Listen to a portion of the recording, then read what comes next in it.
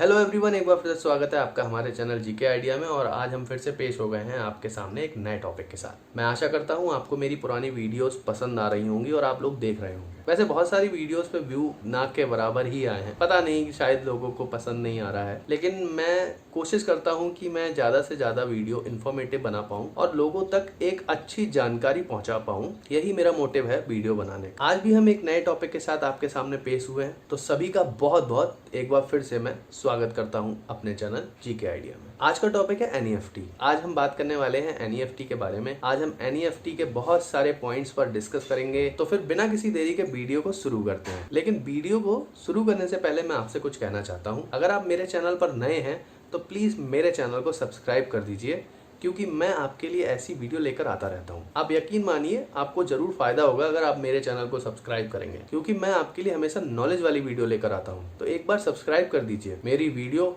बहुत लंबी नहीं होती है, छोटी छोटी मेरी वीडियोस होती हैं। अगर आपके पास 5 से 6 मिनट का टाइम है तो आप मेरी एक वीडियो से एक टॉपिक सीख सकते हैं। तो चलिए बिना किसी देरी के आज का टॉपिक शुरू करते हैं। जैसा मैं बता चुका हूं, आज का टॉपिक है एनईएफटी। एनईएफटी के बारे में आपने सुना होगा, बहुत सारे लोग एनईएफटी को यूज भी करते होंगे। जो लोग नहीं यूज करते हैं वो लोग आज मेरी वीडियो को देखकर सीख सकते हैं या मेरी वीडियो को देखकर समझ सकते हैं कि एनईएफटी है क्या, एनईएफटी काम कैसे करती है और एनईएफटी का उपयोग क्यों किया गया। एनईएफटी, सबसे पहले हम इसकी फुल फॉर्म पर बात कर लेते हैं। एनईएफटी की फुल फॉर्म क्या है? एनईएफटी की full form national electronics fund transfer. एक बार फिर से आपकी याददाश्त के लिए मैं दोहरा देता हूं, national electronics fund transfer. NEFT की फुल फॉर्म आपको समझ में आ गई होगी, ऐसी मैं आशा करता हूँ। हिंदी में भी मैं आपको एनईएफटी के बारे में बता देता हूँ। हिंदी में एनईएफटी को राष्ट्रीय इलेक्ट्रॉनिक निधि अंतरण, राष्ट्रीय इलेक्ट्रॉनिक निधि अंतरण बोलते हैं।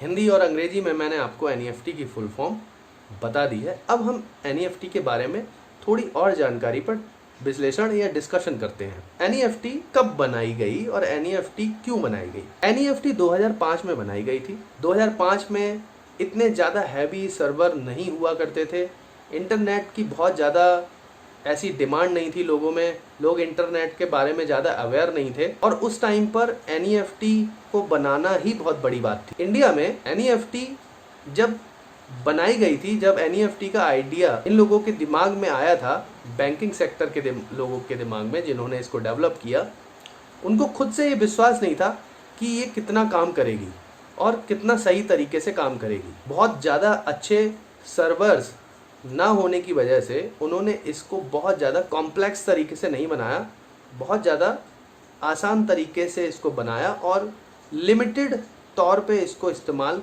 करने के लिए ही बनाया गया। एनईएफटी बहुत ज़्यादा सिक्योर है। पैसे को ट्रांसफ़र करने के लिए आप एनईएफटी के द्वारा एक अकाउंट से दूसरे बैंक खाते में पैसे आसानी से भेज सकते हैं। लेकिन एनईएफटी का इस्तेमाल करने के लिए आपको इंटरनेट बैंकिंग अपने अकाउंट पर इनेबल करानी होती है। अगर आपके बैंक अकाउंट पर इंटरनेट बैंकिंग अवेलेबल है तो आप एनईएफटी के थ्रू पेमेंट ट्रांसफर कर सकते हैं। एनईएफटी में सबसे पहले आपको बेनिफिशियरी बनाना पड़ता है। बेनिफिशियरी में आपको जिस अकाउंट में आप पैसा भेजना चाहते हैं या अपने किसी रिश्तेदार को पैसा भेजना चाहते हैं तो उनकी सारी डिटेल आपके पास होनी चाहिए, जैसे उनका नाम, उनके बैंक अकाउंट का नंबर और उनके खाते की जानकारी, बैंक का एड्रेस, IFSC कोड, ये बहुत इंपॉर्टेंट है, होना जरूरी है। एनईएफटी का इस्तेमाल हर क्षेत्र के लोग कर सकते हैं। व्यवसाय के लिए भी एनईएफटी के द्वारा पेमेंट भेजा जा सकता है।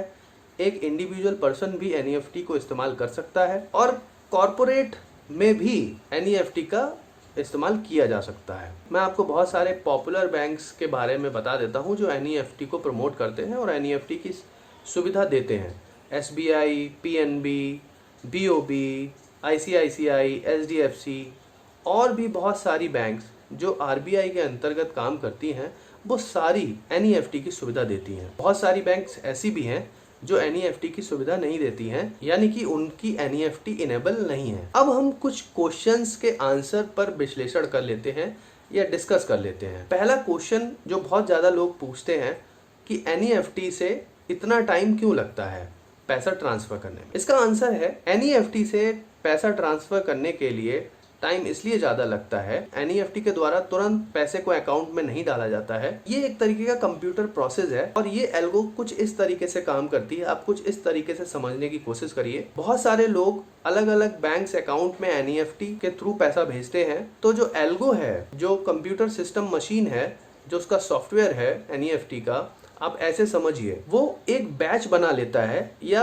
आप एक बंच समझ लीजिए, एक बंच बना लेता है और उस बंच में बहुत सारी मल्टीपल ट्रांजैक्शन होती हैं। एक अकाउंट से दूसरे अकाउंट में पैसा भेजने के लिए वो बैचेस बना ली जाती हैं। इसका एक टाइम फ्रेम होता है उन बैचेस का, कि हाफ एन आवर में, सपोज करिए हाफ एन आवर का एक बैच बना और उसमें 10 से 15 ट्रांजैक्शन ऐड हो गई।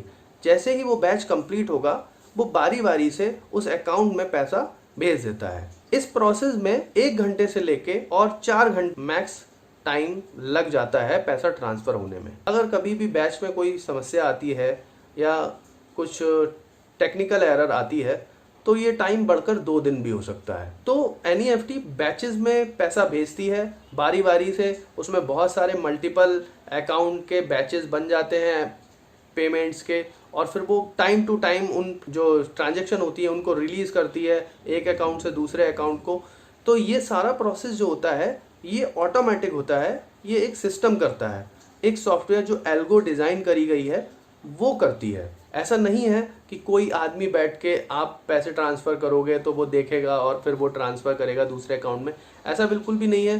पूरा काम एक सॉफ्टवेयर, एक मशीन से चल रहा है, एक सिस्टम है पूरी तरीके से जिसको बनाया गया है, डेवलप किया गया है। तो उस प्रोसेस से पैसा ट्रांसफ़र होता है। एनईएफटी का सिर्फ एक डिसएडवांटेज है और वो मेरे हिसाब से है टाइम कंज्यूमिंग। आप किसी को इंस्टेंट पेमेंट भेजना चाहते हैं तो आप यूपीआई, आईएमपीएस जैसे मोड्स का यूज़ कर सकते हैं, उससे पैसा तुरंत अकाउंट में रिफ्लेक्ट हो जाता है। लेकिन एनईएफटी में ऐसा नहीं है। एनईएफटी में पेमेंट ट्रांसफ़र करने के लिए काफ़ी टाइम लग जाता है। सबसे पहले आपको बेनिफिशियरी ऐड करना होता है, फिर उसको अप्रूव कराना होता है। बेनिफिशियरी ऐड करने से लेकर और अप्रूवल तक 24 आवर्स का टाइम लग जाता है। एनईएफटी का फ़ायदा क्या है? एनईएफटी का सबसे ज़्यादा फ़ायदा मुझे लगता है कि वो आपका 10,000 रुपये से लेके और 1 लाख तक की राशि अगर आप किसी के अकाउंट में ट्रांसफ़र करते हैं तो वो मात्र 5 से 6 रुपये ही आपसे कमीशन चार्ज करता है, जो भी चार्ज करता है, जो बहुत ही ज़्यादा कम है, बहुत ज़्यादा कम है। अगर आप 5 लाख रुपए भी किसी को ट्रांसफ़र करते हैं तो मैक्सिमम आपसे 15 रुपये चार्ज करे जाएंगे। ये जो रेट मैंने आपको बताए ये बदलते रहते हैं, कभी ज़्यादा और कभी कम होते रहते हैं, लेकिन ज़्यादा कभी इतने ज़्यादा नहीं होते कि 100 रुपये चार्ज कर लिए जाएँ, 1 आध रुपया आगे पीछे होता है। एनईएफटी को बनाने का मकसद सिर्फ इतना था, बैंकों में जब लोग किसी अकाउंट में पैसा भेजने के लिए लाइनों में लगते थे तो उससे क्या है, आपको बिना बैंक के चक्कर लगाए आप अपने घर बैठकर ही अपने लैपटॉप या सिस्टम की मदद से आप एक अकाउंट से दूसरे अकाउंट में पैसा आसानी से भेज सकते हैं। आपको बैंकों के चक्कर काटने की ज़रूरत नहीं पड़ेगी। आप बहुत ही आसानी से एनईएफटी के थ्रू पैसा ट्रांसफ़र कर सकते हैं और इसीलिए एनईएफटी को उस समय बनाया गया था ताकि बैंकों का जो लोड है सिर्फ पैसे ट्रांसफ़र करने का वो कम किया जा सके। शुरुआत में 2005 में बैंकिंग सिस्टम ने सिर्फ अपने लिए एनईएफटी को बनाया था, सिर्फ इसको ट्रायल बेस पे स्टार्ट किया गया था। लेकिन आप यकीन मानिए आज भी एनईएफटी सिस्टम उसी तरीके से काम करता है जैसे पहले करता था। एनईएफटी में ज़्यादा अपडेट्स नहीं होती हैं, थोड़ा बहुत नॉर्मल अपडेट्स होती हैं। आईएमपीएस, यूपीआई, एनईएफटी के ऊपर के मोड्स हैं जो कि बहुत जल्दी पैसा ट्रांसफ़र कर देते हैं, इंस्टेंट मनी ट्रांसफ़र हो जाती है, आप 1 मिनट के अंदर पैसा ट्रांसफ़र कर सकते हैं। मैंने यूपीआई पर भी एक वीडियो बनाई है, आप उस वीडियो को भी देख सकते हैं। फ्रेंड्स, मैं आशा करता हूँ आपको मेरी एनईएफटी से रिलेटेड इन्फॉर्मेशन अच्छी लगी होगी, और अगर आपको मेरी ये इन्फॉर्मेशन अच्छी लगी हो प्लीज़ मेरी वीडियो को लाइक करना और मेरी वीडियो को शेयर करना। हो सके तो मेरे चैनल को सब्सक्राइब ज़रूर करिएगा, क्योंकि मैं आपके लिए इस तरीके की वीडियो लेकर आता रहता हूँ और आगे भी और अच्छी अच्छी इन्फॉर्मेशन के साथ लेके आता रहूँगा। आगे भी एक वीडियो मैं बना रहा हूँ और जो बहुत ही अच्छी वीडियो है, इन्फॉर्मेशन नॉर्मल है, सब जानते हैं उसके बारे में, लेकिन उसको मैं बहुत अच्छे से डिज़ाइन कर रहा हूँ ताकि मैं आपको बहुत अच्छे से समझा पाऊँ। तो इसीलिए अभी मेरे चैनल को इसको सब्सक्राइब कर लीजिए और बेल आइकन पे ज़रूर क्लिक करिएगा, क्योंकि विदाउट बेल आइकन आपको मेरी वीडियो के नोटिफिकेशन नहीं मिलेंगे। तो इसीलिए सब्सक्राइब बटन के साथ बेल आइकन को क्लिक करना ना भूलें। तो आज के लिए इतना ही, फिर मिलते हैं। Thanks for watching GK ideas.